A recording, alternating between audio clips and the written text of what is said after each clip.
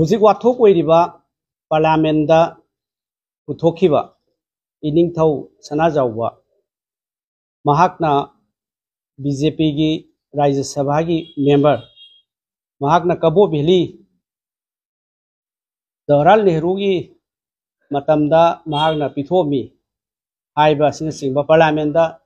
उखलकपा असिगा मरी लेना आइना वाफम खरा समझनिंगी आइरिबसी अखोगी कांग्रेस की वाइस प्रेसिडेंट श्री हरीश्वर गोस्वामी नसु क्लैरिफिकेशन अमा मसिगा पार्लियामेंटदा पुथोखिबसिगा मरी लेना अखोई क्लैरिफिकेशन सिंदोकपा अमा पीगरे मसिगा मरी लेना पार्लियामेंटदा ऑनरेबल एमपी लैसेंबा सनाजाउबना पुथोइबसी मसी अरानबा वाफम अमनी हाइबसी कांग्रेस पार्टी नसु अमुक हन हाइरी लोइनना मसीदी हिस्ट्री द रिकॉर्ड लेजबनी लोइनना मसी अखोगी कांग्रेस पार्टी की हरीश्वर गोस्वामी ने पीरिबा स्टेटमेंट से एकाडेमिक हिस्ट्री द लेबा रिकॉर्ड अदगी अखोगी नेशनल आर्काइव द लेबा रिकॉर्ड मदुगी मतमदुदा एग्रीमेंट तौनखिबगी रिकॉर्ड सिंग पुनमक दिल्ली द लेबा मदुगी रेफरेंस एग्रीमेंट मयाम सिंतो लोइना येंगागा मदुगी असेंग बसेंगदबदुगी पीबा कमेंट नि महाकना पीरिबदु मणिपुर की अखोगी इनिंगथौ सनाजाउबा इकाई खुमनजरीबदा मंगोंदा इनिंगथौ अमा ओइना मंगोंदा पीखिबा स्टेटमेंट नते महाकना बीजेपी की एमपी अमा ओइना राज्य सभा की एमपी अमा ओइना बीजेपी ओइना ngangapadुगी मतुंगिना कांग्रेस की ओइबा अखोगी असेंगबा अमसुंग एकेडमिक ओइबा क्लैरिफिकेशन स्टेटमेंट अदु पीबनी मरम अदुना कनागुंबा मियोइसिंग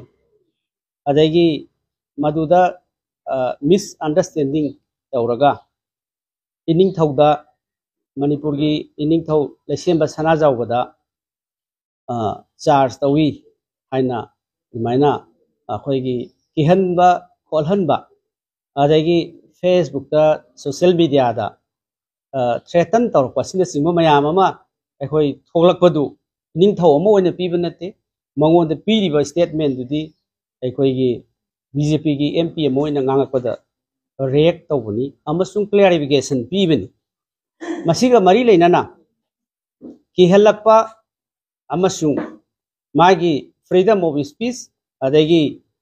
पॉलिटिकल पार्टी मना ngangaकपा स्टेटमेंट अदुगी अचुम अरान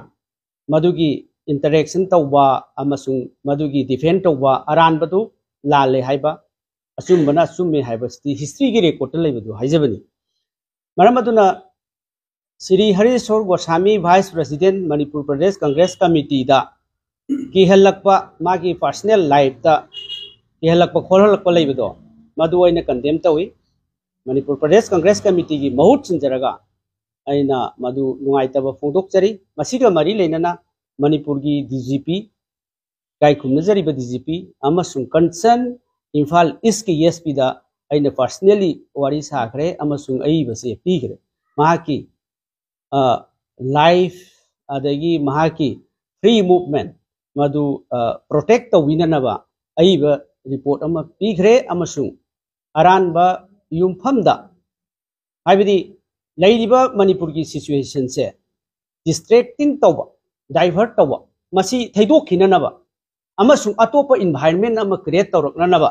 कबो वैली से कांग्रेस पार्टी की लुसिंगबा जवाहरलाल नेहरूना पिथोमनी हाइबसे हौजिक लैरिबा मणिपुर की टर्मोइल सिचुएशन से मसी डाइवर्ट तौननबा अमसुंग एनवायरनमेंट अदगी अखोईगी बॉर्डरिंग एरिया की एनवायरनमेंट से क्या सोकननबा तौरकपनी हाइना लौदब ngमोय मरम अदुना महाकी लाइफ दा थ्रेट तौरकपदो अइना नुंगाइतबा फोंदोकचरी।